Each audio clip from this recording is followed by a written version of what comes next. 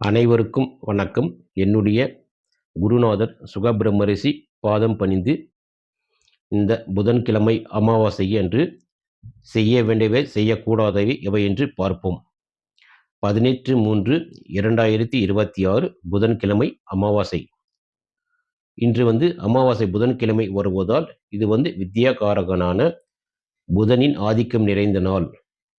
ஜாதகத்தில் பித்ருதோஷம் உள்ளவர்கள், கல்வியில் தடை உள்ளவர்கள் இந்நாளில் வழிபாடு செய்வது அதிக பலனை தரும்.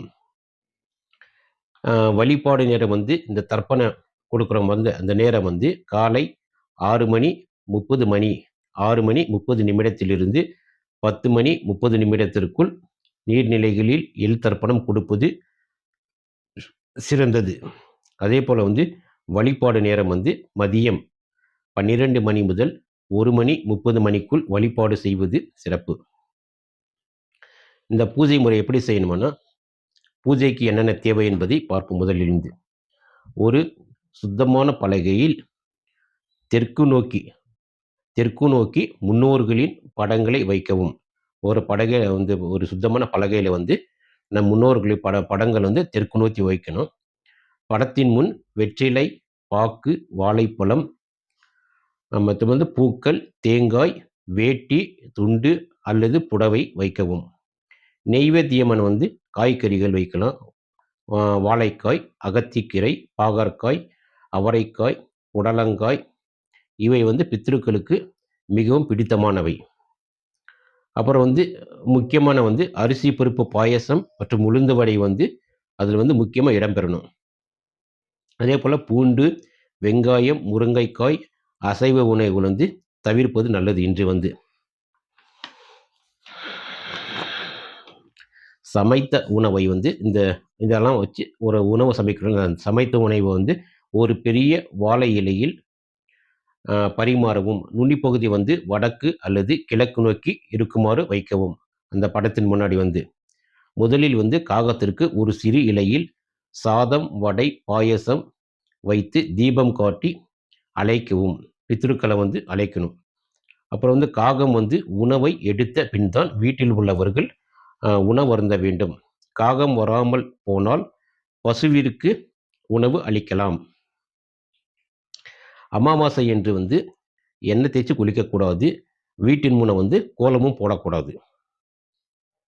அதே போல் பூஜை எப்படி முறையாக செய்கிறதுன்னு பார்க்கலாம்.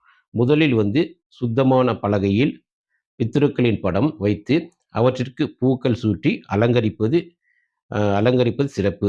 அதே போல் பின் சிறிது துளசி இலை அது வச்சுக்கணும். அந்த தீர்த்தத்தில் வச்சுட்டு போட்டு துளசி இலை போட்டு வச்சுட்டு தீபம் ஏற்றி வாழை இலையில் சமைத்த உணவை பரிமாறவும். வாழை இலை நுனிப்பகுதி வடக்கு அல்லது கிழக்கு நோக்கி இருக்குமாறு பார்த்து கொள்ளவும். அதன் பக்கத்தில் வெற்றிலை, பாக்கு, சிறிது வெள்ளைப்பூக்கள், பழம், தேங்காய் படைத்து வேட்டி, சேலை இட்டு அதே மற்றொரு சிறிது வாழை இலையில் காகத்திற்கு சாதம், வடை, பாயசம் இட்டு வீட்டின் கூரையில் வைக்கவும். பூஜை முடிந்ததும் காகம் உணவு எடுத்த பின்னரே நாம் உணவு உண்ண வேண்டும். காகம் சாப்பிடாமல் இருந்தால் அதை பசுமாட்டிற்கு வைக்கவும்.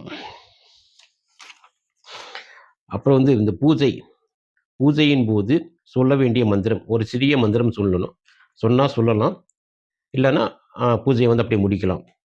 என்ன சொல்லலாம்னா, ஓம் பித்ரு தேவதாப்யோ, ஓம் பித்ரு தேவதாப்யோ நமஹா, ஓம் பித்ரு தேவதாப்யோ நமஹா. இதை 27 முறை சொல்லணும். சொல்லிட்டு பூஜையை நிறைவு செய்யலாம். அன்று மாலையில் குலதெய்வத்திற்கு நெய் தீபம் ஏற்றி வழிபடுவது குடும்ப ஒற்றுமையை பலப்படுத்தும். அன்னைக்கு இந்த பூஜையெல்லாம் முடிஞ்சு அமாவாசை அன்னைக்கு சாயந்தரம் நெய் தீபம் ஏற்றி அவரவர்கள் குலதெய்வத்தை வணங்குவது குடும்பத்தை குடும்ப ஒற்றுமையை பலப்படுத்தும். அதே போல் அன்று மாலையில் ஏழை எளியவர்களுக்கு வஸ்திரதானம் அல்லது அந்தணர்களுக்கு வஸ்திரதானம் அளிப்பது சிறப்பு. இந்த பெரியோர்களின் வந்து முன்னோர்களின் ஆசீர்வாதம் வந்து கண்டிப்பா கிடைக்கும் நம்மளுக்கு வந்து. இந்த ஏழை எளியவர்களுக்கு அல்ல அந்தணர்களுக்கு வந்து வஸ்திர தானம் குடுத்தோம்னா, கண்டிப்பா வந்து இன்னும் பலன்கள் வந்து சிறப்பாக இருக்கும் நம்மளுக்கு.